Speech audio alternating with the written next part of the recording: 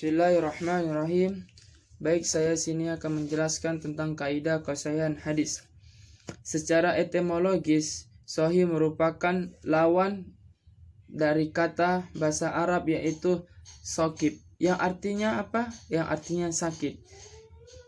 Termasuk ini juga telah diserapkan atau diterapkan dalam bahasa Indonesia dengan makna sah, benar atau sempurna. Maka hadis sahih secara sederhana dapat kita definisikan sebagai hadis yang tidak sakit atau yang tidak cacat. Artinya apa? Artinya itu adalah hadis itu betul-betul sah atau betul-betul benar atau betul-betul sangat sempurna.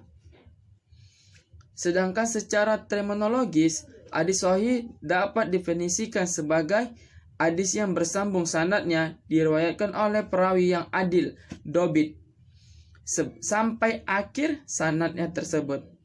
Dan juga tidak ada kejanggalan dalam hadis tersebut dan juga tidak ada beriklaf.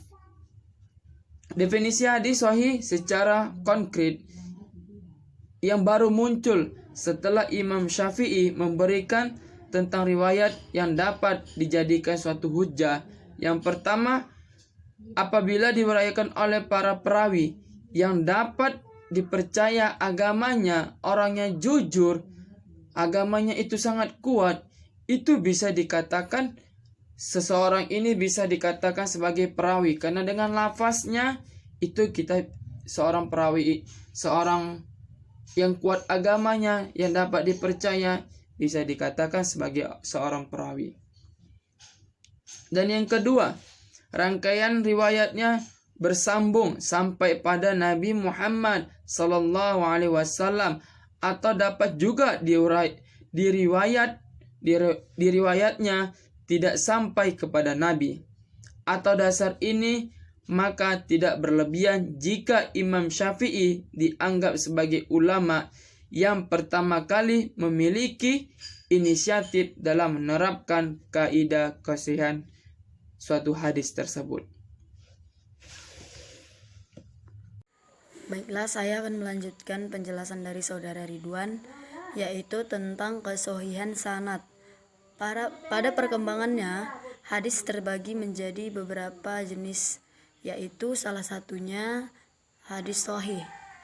Jenis hadis ini menurut para ulama memiliki kriteria tersendiri, yaitu yang pertama, sanadnya tersambung.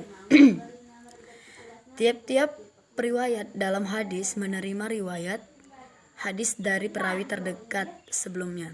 Hal itu terjadi karena periwayat hadis pertama hingga akhir sanad dari hadis itu berkesinambungan atau berketersambungan. Sanad hadis ini biasanya terjadi karena hubungan antara guru dengan murid. Yang kedua, periwayatnya adil. Perawi adil dapat dikatakan apabila memenuhi kriteria sebagai berikut. Yang pertama, beragama Islam. Yang kedua, balik. Yang ketiga, berakal. Yang keempat, takwa. Yang kelima, muru'ah, teguh dalam beragama, tidak berbuat dosa besar seperti syirik, menghindari dosa kecil, tidak berbuat bid'ah, tidak berbuat maksiat, tidak berbuat fasik, menjauhi hal-hal yang diperbolehkan yang dapat merusak muru'ah, baik sifatnya, selalu benar perbuatannya, dan dapat dipercaya. Yang ketiga, dobit. Dobit dapat kita pahami sebagai orang yang terjaga hafalannya tentang apa yang didengarnya, dan ia dapat menyampaikan hafalannya itu kapanpun ia kehendaki.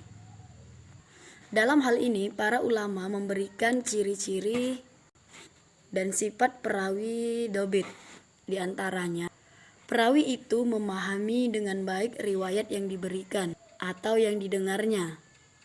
Selanjutnya, perawi itu hafal dengan baik riwayat yang telah didengarnya.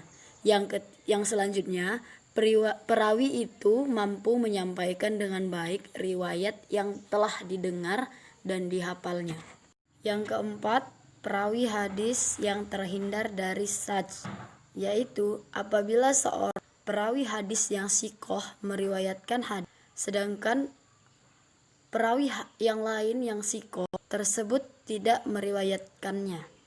Menurut Syafi'i, hal ini bisa disebabkan karena kesendirian individu periwayatnya dalam sanad hadis yang lebih dikenal dengan istilah atau kesendirian absolut, atau memang karena terdapat perawi yang tidak isikot. Kelima, hadis itu terhindar dari ilat. Istilah ini menurut Ibnu Salah dan Al-Nawawi adalah sebab yang tersembunyi yang dapat merusak kualitas hadis. Keberadaannya mempengaruhi kedudukan hadis yang memiliki kualitas sahih menjadi tidak sahih lagi.